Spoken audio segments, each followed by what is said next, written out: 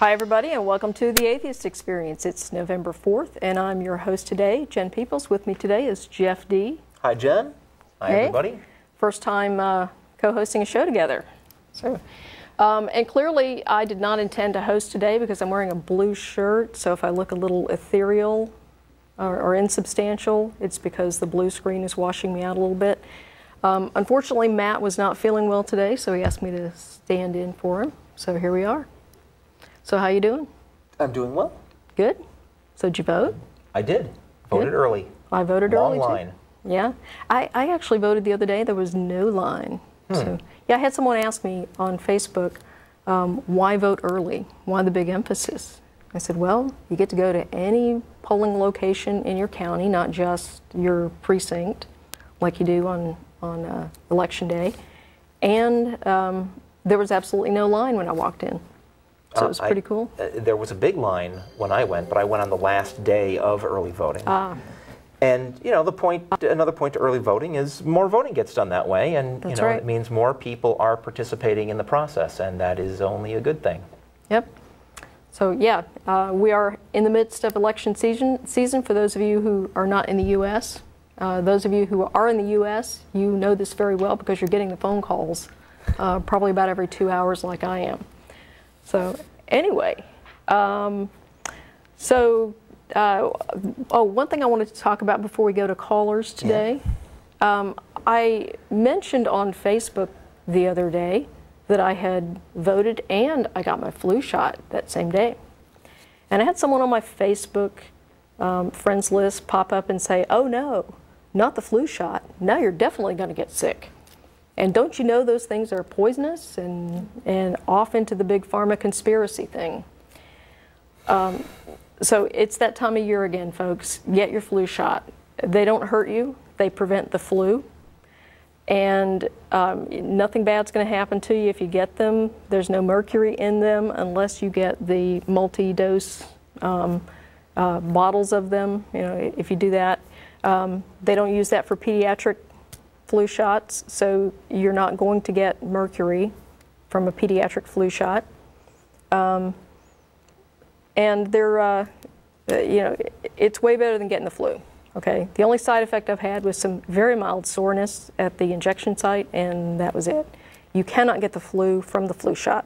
So whatever somebody tells you about this stuff, please, you know, don't buy the pseudoscience. Go get your flu shot. It's really important. So, and also, if you're one of these people that you think that there's this big pharma conspiracy around vaccinations and you're into like alternative cancer therapies instead of, you know, things that work, you have no business being on my Facebook feed. So just hit the unfriend button on your way out. Thank you. Wow. All right. Yeah. I don't have any of those people on. Oh, you get rid of them. I get libertarians sometimes. Yeah. Okay, so we've got some callers lined up here. Who do you want to talk to first here? I don't know. What order do they come in? I don't know. Let's see. You want to talk to Sebastian? Sure. First? Let's talk to Sebastian, okay? Hi. Hello. Hello, Sebastian. Hey, I can hear myself on the stream. Okay, yeah, you probably want to turn that off and just focus on the telephone call, because there's. I'm wearing headphones. Okay. I'll ignore it. Okay. This day is because I sort of have created a religion in my brother. I mean, I destroyed it again after a few days, but I thought it was quite interesting what happened. So what it was, we've had this spider living in our bathroom for a few days, and I told my brother, I wasn't planning any of this, I just sort of made it up, that it was something called a shamlam spider. And I was part of a secret team of people who were dealing with these spiders because they were the source of all hate and suffering in the world. And they created a telepathic field that would hurt people if they, like, it would put violent thoughts in their minds and stuff. Now, there was one good shamlam spider who could also use these telepathic fields, but he could stop them from into horrible every day he closed his eyes and wished really hard and reached out to the Shyamalan spider, the good one, then it would reduce the effect of all of the Shyamalan spiders. And if everyone in the world started doing this, then eventually all hate and suffering would be gone. And I mean, I added some other stuff in, like they could tell when too much information was being passed through, and then they would like increase their effect. So he couldn't really ask too many questions. I mean, you know, he's like really small, so he's gullible. But I just thought it was interesting how that worked. Yeah. So how old is your brother that you told this to? He's 8. Okay. Okay. Yeah, I told him like 2 days later that it wasn't true, but I thought it was quite interesting how he bought it and actually like did this every day. Okay. And I guess what were you trying to accomplish with this? Well, I just wanted to see like how this sort of thing, like mind, and if it could actually take hold. And I mean, I saw how easily it actually took hold in his mind. But I mean, I wasn't really planning any of this. I just sort of started making up some random story, and it turned into that. Okay. Well, yeah. Yeah, I mean that's basically how kids get indoctrinated. They get told something by an authority figure when they're very young, and you know they believe it. And if that gets reinforced over the years, then you've got some pretty strong beliefs there. Hopefully, you've actually inoculated him as a result of this exercise. Yeah, hopefully. Yeah. So I mean, if so, then you know, I guess it was a worthwhile experiment. Yeah. Also, I'd like to ask another thing as well. Okay. I was talking to a Muslim a few days ago, and he eventually just told me that really the reason he was... And I said that, I know what Jeff would say about this, but I said that there were basically an infinite amount of possibilities of different gods that you could think of. And if you're going to use Pascal's wager, you have to give all of them equal credibility. So if you have an infinite amount of possibilities, then the chance that you're going to be correct with just one is so infinitesimally small that it's not really worth devoting your whole life to. Yeah. Right. That's the position you're in if you're going entirely by faith and you don't have any evidence to work on. It's evidence that lets you weed out the possibilities that don't fit, so you can whittle the set of possible answers down to a manageable number. Yeah. I think talking to him, but I remember a while ago, Jeff, I think it was you, who said that what if there's a God who wanted to test people and weed out those who are gullible, and he would put them in torture, and the ones who see that there's no evidence, they in fact will be saved. And yeah, I think it's probably said that. That's a very good point. Yeah, I didn't make that up, but yeah, I've heard that elsewhere myself. But that's a good point. Yeah. There's but that's if all you got to go on is faith, then anything could actually be true, right? Then you've admitted you're just guessing. Yeah. All right. Well, I'll get off the line then. Okay. All right. Well, thanks for the call. Thanks for calling. All right. Thanks. All right. Bye. Bye. Bye-bye. All right. So next up, let's see. What else we have here? Let's go with Sammy in Albany. Oh, the numbers aren't up here. Hello? Hi, Sammy. You're on. How's it Hi. going? Just want to say I love your show. I love the concept of positive atheism in contrast to what atheism has traditionally been associated with, like Stalin and all that. So you guys are doing a good job. Okay. Thank you. I had a question. I'll try to keep it as simple as possible. Okay. What is the atheist position on a reality in which there are absolutely no physical phenomena, like no matter, no space, no time, no quantum fluctuation? is that logically possible, or is that just something we can conceive of? What do you mean? What do you mean by the atheist position? There is only one atheist position, and that's we don't believe in a God.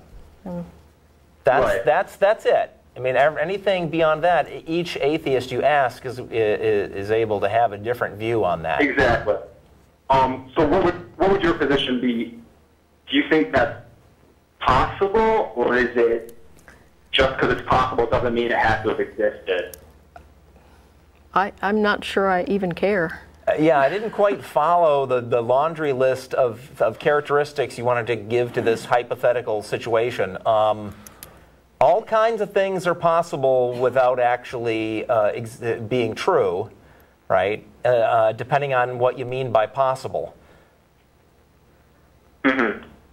So I guess your position is that it's kind of irrelevant because we have no evidence for it yet. In general, yeah, I think that our time is best spent studying and looking at things we actually do have information about. Right, okay. So, because I was reading about, like, Lawrence Krauss's view of, the creation of the Big Bang. Uh-huh. And from my opinion, it seems like, a good atheist position would be that as far as we know, there's always been some type of physical phenomena, even if we don't define it as nothing. There's always been some physical phenomena that could give rise to a universe. That's all I was... Why do you think that's an atheist position? Well, because to me, the theist position is that at some point there has to be complete nothing, whatever you define complete nothing as, and then God created. Okay, but Jeff just got through telling you what the atheist position is. There's one. We don't believe a God exists, and you agreed with that. Right. So now you're asserting that there's this other atheist position about, the origin of the universe. So I'm perplexed about why you think if I could venture a guess, I think what you're getting at is there are different views we could have about the state of affairs leading to the existence of the universe. Some of which are maybe seem more obviously convenient convenient fits for the conclusion that there isn't a God, and some seem less convenient for that. But in general, I try not to look at things that way. If physics discovered a God tomorrow, I'd be okay, fine, right? And I'd stop being an atheist. It's not like I'm going to give a greater preference to unproved speculations that happen to fit my lack of belief. Right, okay. Yeah. I mean, whatever is the case, and I think that is what we should be trying to find out. At the moment, I don't believe in any gods, because it doesn't appear to be any serious reason to think that there are some. Right. And that's it. Okay. Yeah, so that clarifies my question, that we just have to go off what we know, even if we could conceive of a nothing which is convenient to theism or atheism. Sure. Right. Well, we can conceive of all kinds of things. Being able to conceive of something is not evidence that it's true either. Right. Okay. Okay. All right, cool. Thank you. Yeah, thanks for your call, Sammy. Thanks. Bye. All right. Let's see who else we have up here. We want to go ahead and get this one out of the way? Sure. All right. Okay. Is it Pekka from Finland? Hello. Hello, you're on. Oh, yes. Would you guys agree that you're a fat piece of shit, man? You done? Yeah, he hung up. Did I drop him?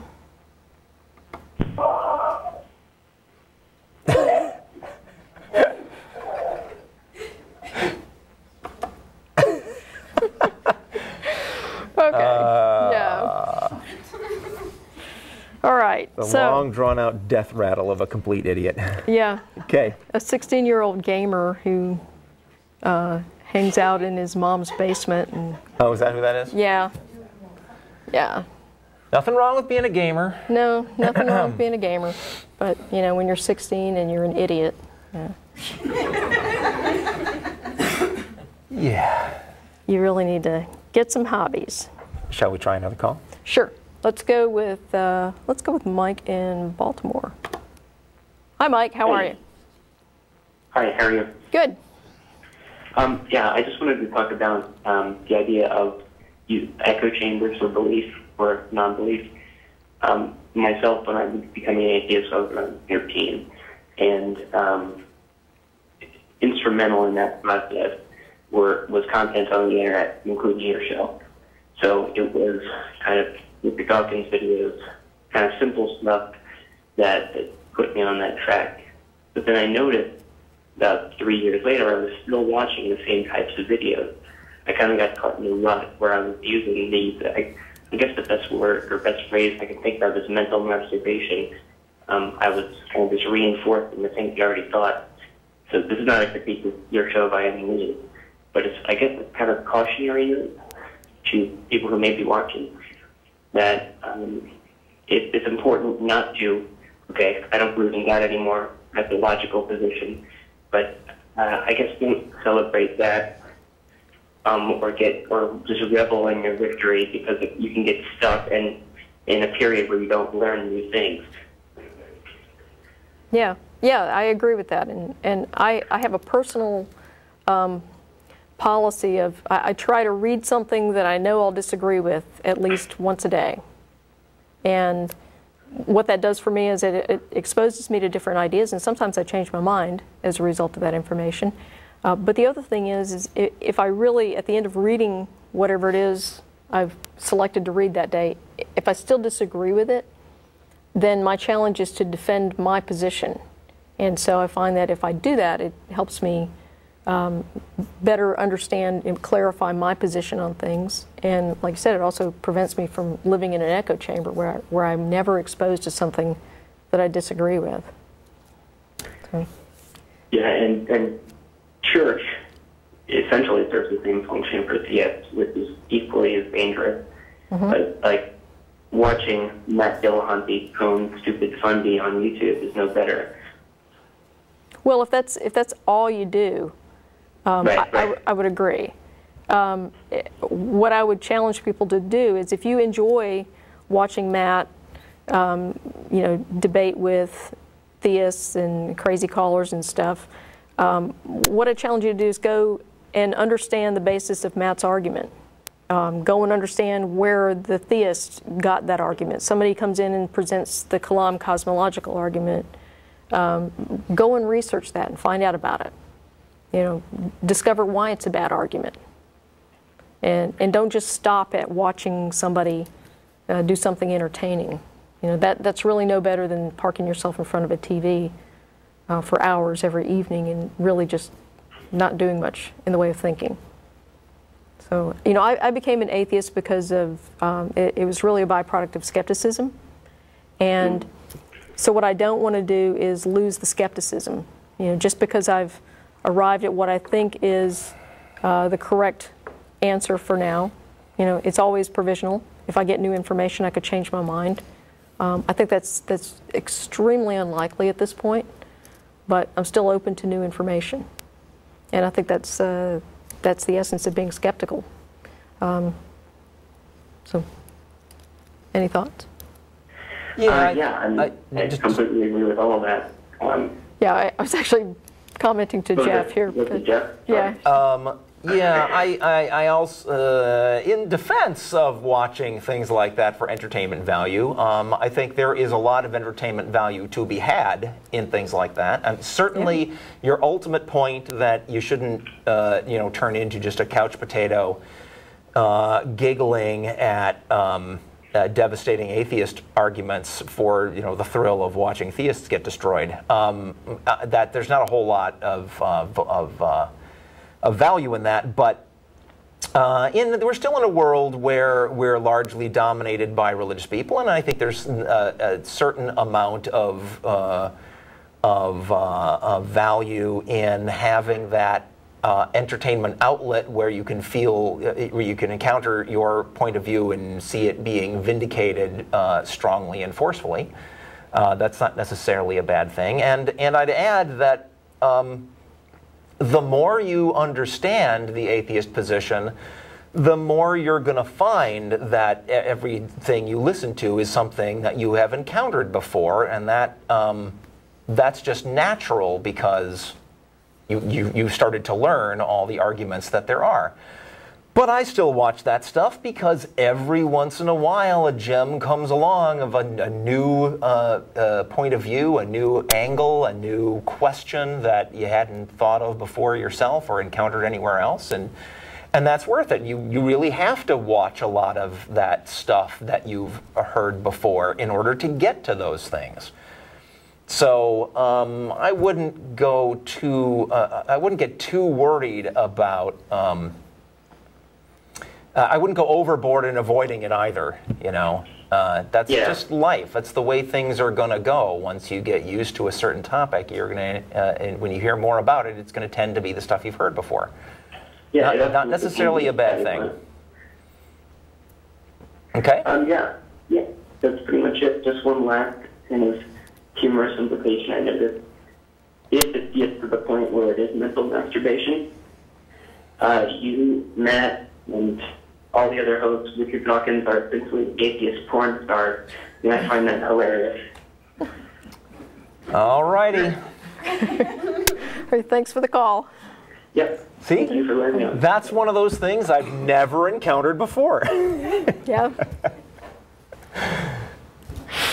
Okay, let's move it on here. We've got Kenny from Georgia.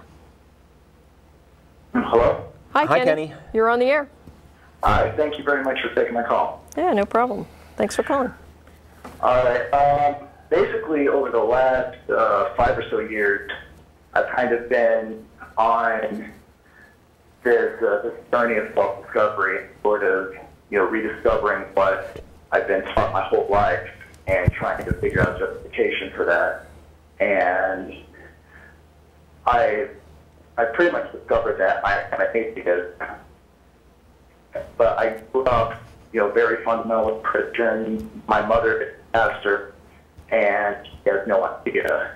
I was kind of wondering, maybe, based on your own personal experiences, how would I go about essentially coming out of the closet as an atheist? Wow. Well. You want to go first? Go ahead. You don't even have to, is my first answer. I'll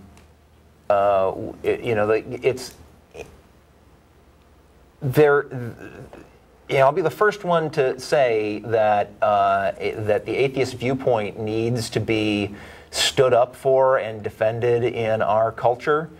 But the reason it needs to be stood for and defended in our culture is that it's so difficult for some folks to be open about their atheist views, and that's still a fact. And because that's a fact, I don't judge people that decide, well, they're not in a position to come out or come out yet. I don't judge them badly. It's entirely up to you whether you think the fallout from letting people in your family and circle of friends know about that, whether that fallout is acceptable to you.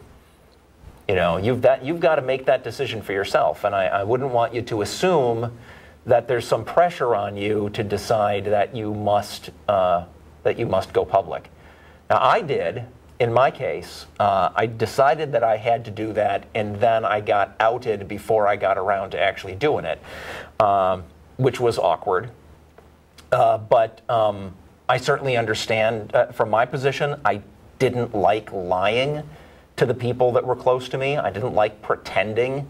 That I thought that was very awkward, and I thought the most honest thing would be to be upfront about it. And yet, my parents were ministers, and So it turned out okay in my case. Not going to turn out great in everybody's case.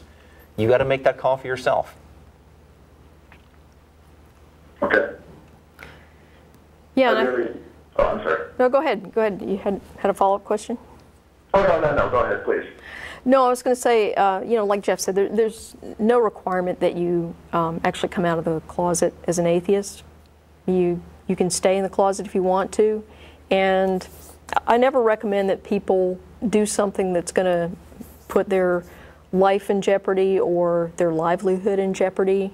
I have a number of friends who remain in the closet as atheists because they're afraid that that their livelihoods will be threatened if they come out. And so, it's something to think about. You're the only one who can assess your own personal situation and make that determination. And I wish I could tell you some magic formula for coming out of the closet as an atheist and making it okay with your family, who are all theists, and you said your mom is a pastor. Yes. That I wish I had some magic formula, but there just isn't one.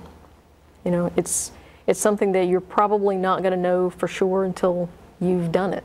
How it's going to turn out, and unfortunately, at that point, you can't just kind of step back in the closet once you're out. Yeah. But I think that whether it turns out okay or not has almost nothing to do with how you come out, and almost everything to do with what the views are that are held by the people that who are going to find out about this, right? I mean, if you know what they think about atheists, you can pretty much expect that that's the way they're going to think if you come out. And the only possible way out of that is if you have such a close relationship that they're willing to revisit their views just because you happen to be the atheist that they're reacting to, right? And make exceptions for you. But that's the thing. It's really hard to judge, hard to know in advance. But we, folks like Tracy and I, the folks on this show, we will be here continuing to try to make the world a safe place for atheists to be public about their views. And when you feel that that's the way the world is, then that would be the time to come out. Yeah. Awesome. Well, I really appreciate your time. Thank you very much for taking my call. Oh, you're welcome. Thank you for the call. And good luck. Yeah. All right. Let's see. What else do we have here? All right, why don't we go ahead and take Daniel in St. Paul. Okay. Hi, Daniel. You're on the air. Hi, I just had a question about what's the general idea behind atheism other than the lack of a belief in God? Is there anything more to it? That's pretty much it. Nope. So God, it's confusing because I'm watching your live stream at the same time. I'm sorry, I'm going to pause that quick. Yeah, you want to turn the volume down and just focus on the call because there's a short delay. Yeah, I understand. You'll find a lot of common threads, common viewpoints held by atheists besides the lack of God, because there are justifications for that lack of belief that some of them are stronger than others, but none of those are a requirement. I mean, an atheist is a person who doesn't believe for whatever reason. I mean, there's people who don't believe for reasons that I think are ridiculous. Yeah, I can understand that they believe there's an invisible pink pony that dictates their entire life, but it's not necessarily that. It's just, it's crazy. The other thing I was wondering is, what sort of led you to believe that there is nothing other than there's I stutter because I'm nervous. It's all right. That's okay. What led you to believe that you don't believe that there is no God, or you don't have adopted an agnostic position where it'd be like, I believe there might be a God. I accept that the God is a possible answer, but there's a chance that it's Okay, well, let me stop right there and let's revisit the definitions real quick, okay? Agnosticism or Gnosticism is not about belief. That's about knowledge. So that's making a knowledge claim, okay? Theism or atheism is about belief. And it's possible to be an agnostic atheist. Okay. Okay. So my problem is I might be just confusing the definitions. Okay. Now, I mean, I don't disagree with your beliefs. I believe that everybody should be accepted for their beliefs. And if there is something wrong with your beliefs, the only thing I believe that are wrong is that, not your beliefs in general, I'm trying to generalize all beliefs, that if the belief says you should go murder children or something, yeah, and I believe that would be wrong. Yeah, and there's nothing in atheism that would get you from lack of belief in God to murdering children. Yeah, I understand that. It's just, I don't see how Christians that call in on the show believe that you're an atheist, they automatically decide that it means you have no morals and stuff like that. Yeah, well, I mean, that's what they're taught. I mean, that's... We are the other brand, you know. It's like asking Coke fans what they think about Pepsi. Yeah. There is an assumption there that is substandard and bad and wrong and should be avoided. And there has been centuries of Christianity occasionally encountering disagreement in the form of atheism, and people in the Christian religion responding by lashing out and saying, well, that's bad and wrong and should be avoided. And that's what we're up against, the fallout from that, from centuries of trash talk from Christians. The other thing I wanted to ask is, could you describe atheism from what its Latin roots are? Because I've had many people try to say that atheism can't be possible, but personally, I believe that's ridiculous due to the fact that how Latin describes it. I believe that A is the lack of, or I'm not sure if I'm getting that right, and theism is the belief in God. So if you combine those two, it makes atheism creating the lack of belief in God. Right. It's unfortunate that we're stuck using something as awkward as language to try to explain all of this. But you mentioned earlier that, maybe you've got the definitions wrong. That would not be your fault. I mean, the definitions Tracy just gave you, the distinction between, Gnosticism and agnosticism being stances on the question of knowledge, and theism and atheism being stances on the question of belief. I mean, that's not a universal definition that you're going to find everywhere you look. There have been people pontificating about what they think those terms mean from many different directions for a long time. So now that atheism is lately kind of becoming a bigger thing, there's a bit of an effort to try to standardize the terms, but you won't even find all atheists agreeing on how we just described those things. Yeah. But we're stuck. I think the description is more important than the term. And the description we use of atheism is we're folks that don't believe in any gods. Yeah. Right? And I wanted to say this at the beginning because I was nervous and forgot to ask it. It's all right. After I asked my initial question. This is a thought thing that I've always wanted to try. I've heard the Christians use the argument that on a piece of paper, draw a circle. Put a dot in that circle. That dot is the amount of knowledge you know, and that circle is the amount of knowledge in the universe. Yeah. And then they ask, how do you know there's not a God in that circle? But the idea behind that is, how do you know there's not a God in that circle?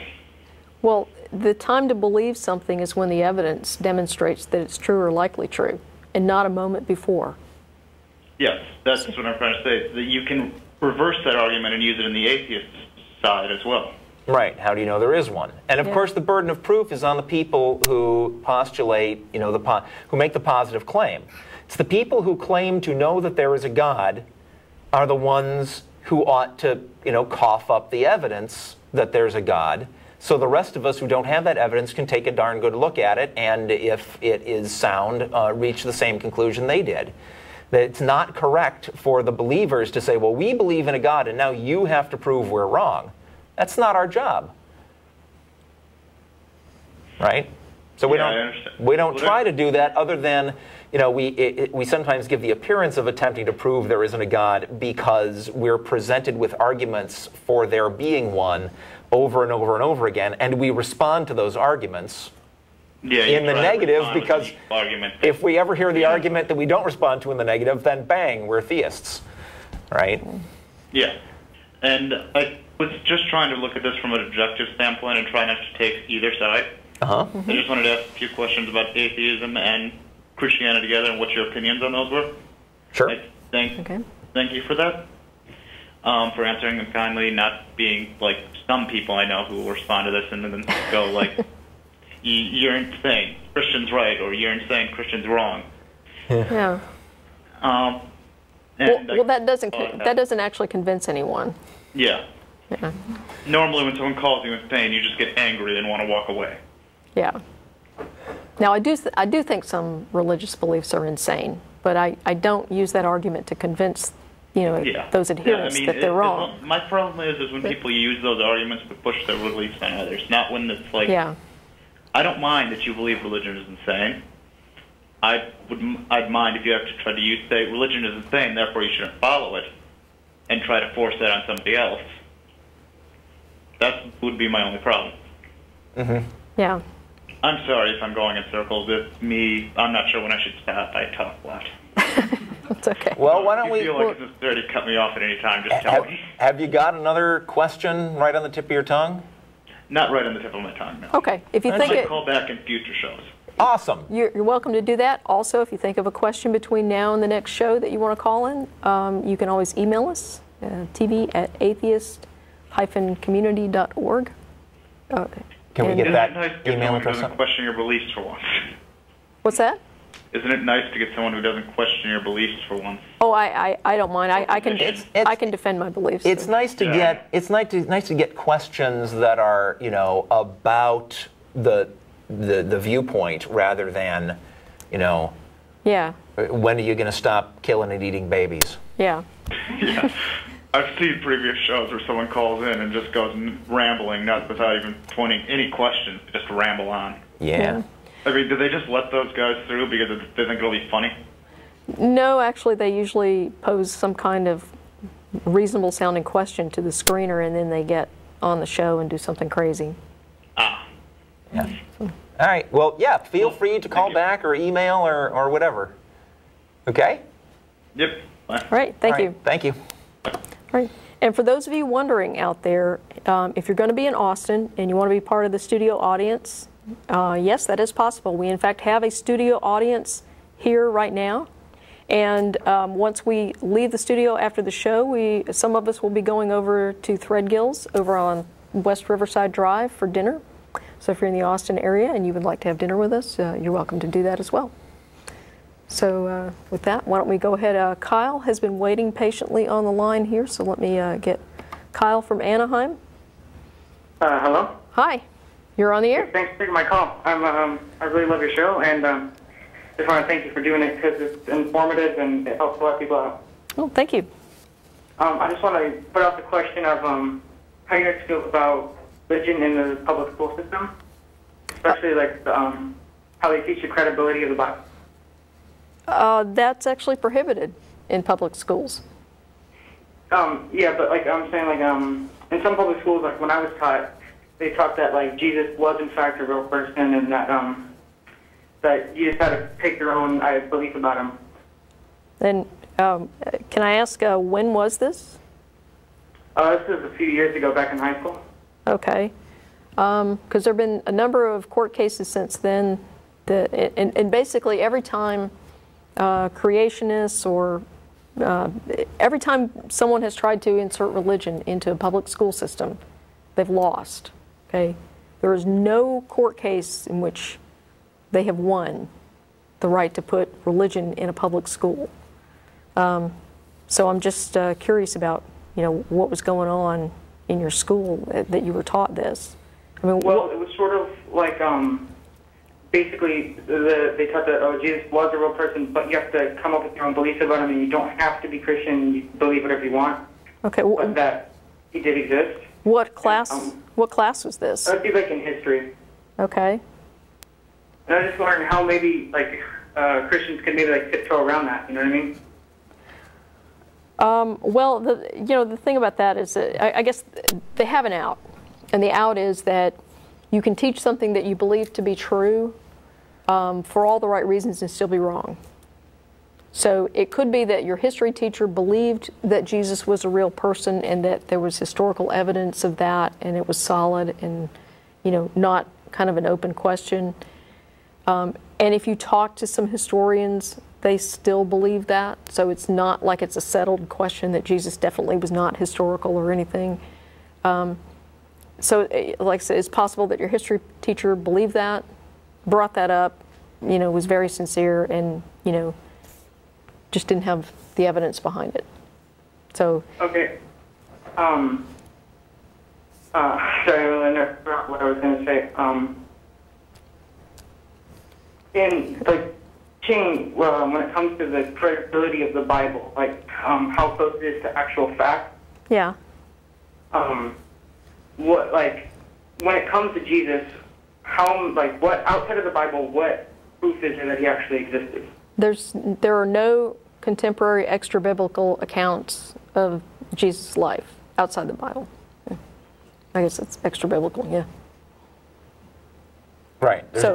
There's no books from the same time as the Bible that also say that there was Jesus.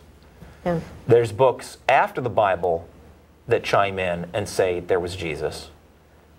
But those books had the Bible as their source, apparently. Yeah. Okay, well, that's it, I guess. Thanks, guys. Okay. Thanks for the call. Thank you. All right. That should generate a flood of email. Huh. What? You said that Jesus didn't exist? Actually, we didn't say that. I don't know whether he did or not. Yeah. Okay, let's go to Rod in California. Hi, Rod, you're on the air. Oh, hello, thank you. I wanted to make just a couple comments. One, when you were discussing that you try to read something every day that you disagree with. Mm-hmm. I tried to take a similar type of approach, but I got to tell you, people like Lee Strobel drive me up the wall. But what I find is when it comes from the standpoint of reading something and using critical thinking skills, I find that the things that I disagree with, I don't even have to hardly think about while reading it in order to see the fallacies and point out the falsehoods or the things that are worded in such a way as to be questionable. Mm-hmm. Yeah. But when I'm reading something I already have a bias towards or agree with, that's the time when I feel like I really need to put my critical thinking skills to their best use. Yeah. Because that's the time it's easiest to just kind of float right over and miss the same fallacies, ad hominem attacks, and various things, that just stand out when you're reading something you disagree with.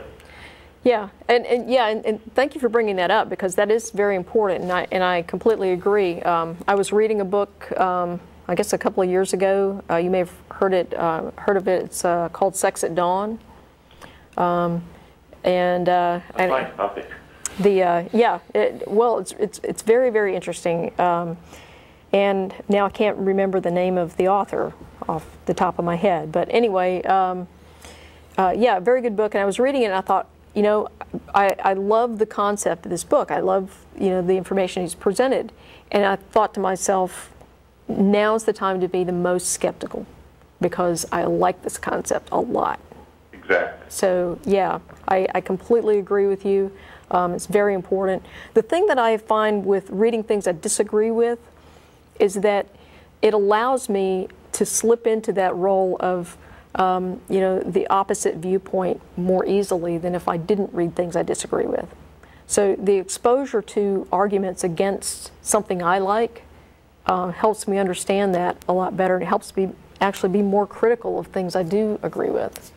Yeah. So sorry. No, I think what you're getting at, if I understand it correctly, is this constant application of skepticism to every claim is what's important. Yeah, including those that you're most passionate and in agreement on. Another thing, if you got a minute, that I'd love to bring up is this. Last night, before I went to bed, I posted a little video on Facebook. It was Cher and Kathy Griffin, and they were discussing Obama and women's rights. Mm-hmm.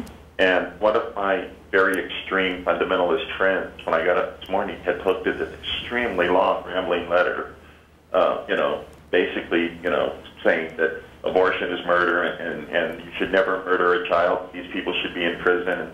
And she went on, in the course of it, explaining that many years ago she had had an abortion. Mm-hmm.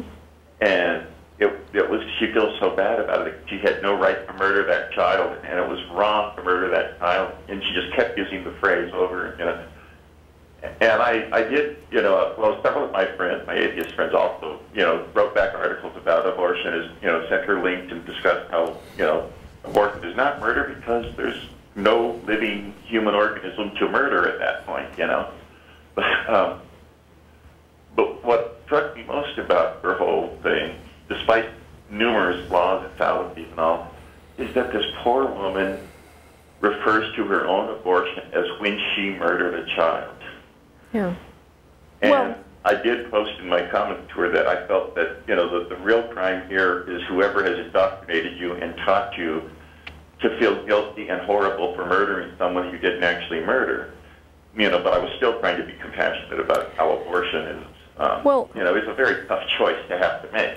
Yeah, it is. And the thing is, I believe that people have the right to make their own choices. And you also get to live with those choices, whatever they are. So, her experience of, regret at having had an abortion is certainly not a common one. I don't know what effect, anti-choice people may have had on her feelings after the fact. But regardless of that, she's responsible for the decision that she made. And so if she regrets that decision, that's, I'm sorry, but that's, that comes with being able to make a choice. Yeah. I just was responding to from the standpoint of, I feel it was, it was not super religious at the time of the abortion, and now she's very, very posting every day, I love Jesus, it's so horrible, he had to die on the cross and all that pain he suffered for us, etc., etc. Yeah. And I just feel like it's a shame to see her have become this person who honestly believes she's a murderer and that she has to make atone for her crime of murdering this child.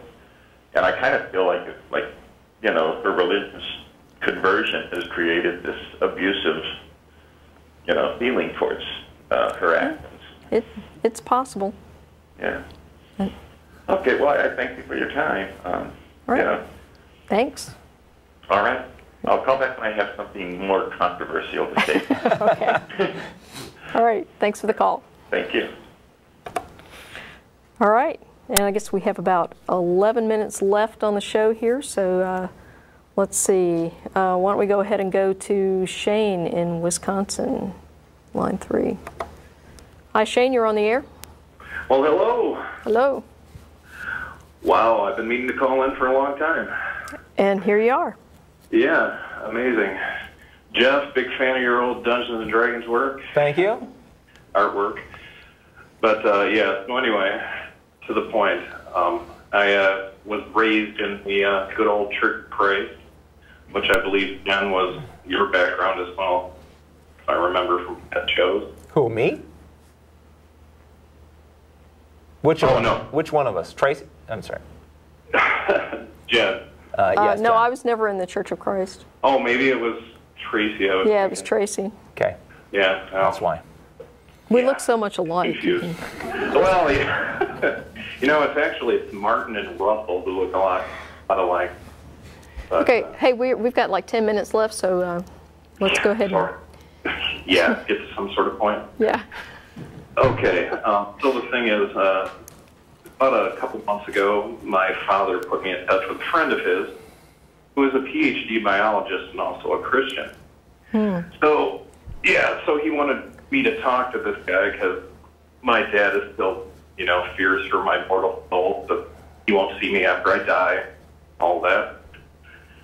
So I agreed to have a debate with this guy via email because, out of respect for my father, and I figured since he was a biologist, he would perhaps, have a somewhat more liberal take on things. But shortly into it, I found he was a young earther. Wow. And starts throwing out statements like evolution has no explanatory power for biology, and goes into the no beneficial mutations have ever occurred. The protein code doesn't think that evolution has to have anything to do with bacteria evolving, developing responses. That's complete nonsense. So I finally ended up with the conversation. He had accused me of being closed-minded because I didn't agree with his arguments. So I sent him back an email saying, well, I'm done. I'm going to remove you from my contacts. I don't appreciate this, and fuck right off. So I guess the point being, the debate comes up on the show a lot between, how Matt loses his temper with callers and such. And, it seems to me there's just eventually a point where how much can a human being take? And there's there's eventually a point for rudeness, I suppose. But, my parents are upset with me because I used naughty language and want me to apologize for that, which I refuse. Of course. Okay. It's very common when maybe this happens to theists too, but I don't hear their sides of these stories, right? But when in an extended conversation with some believer that just drives us freaking up the wall, and we finally, say what we really think about the quality of the discussion that we've had. Exactly. It's awfully common for the believer then to turn around and say, make the honest expression of disgust the issue, and avoid the entire question of, well, had they had anything productive to say in the first place, or had they just wasted your time? Yeah. I responded critically to every one of his points, to which he just continued to elaborate on his points without ever addressing any of the, actual criticism. And so you're saying that this guy actually has a PhD in biology from an accredited university? Yeah, he's apparently a manager at a genetics company in Madison, Wisconsin. Okay, will you give him a message for me? Sure. Tell him give it back. I know. If only.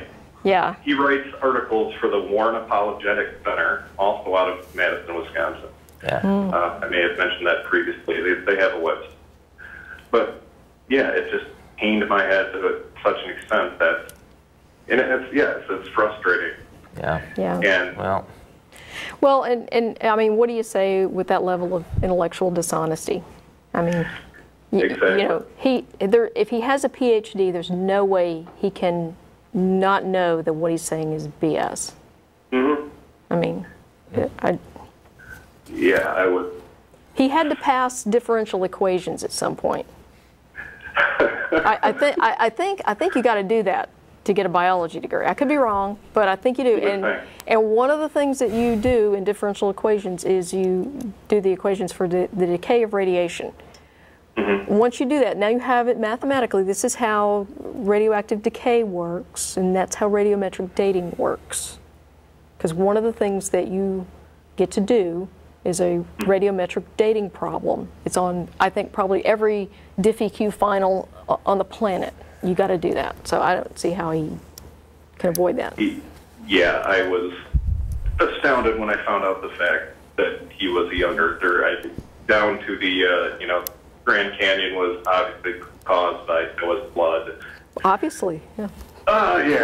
And, you get, as an atheist or as someone that actually tries to talk with these people, you get so much vitriol from their direction with, you're going to hell, and et cetera, et cetera. Right. Yeah. And then you use an F word back at them, and suddenly you're the bad guy. Yeah. Yeah.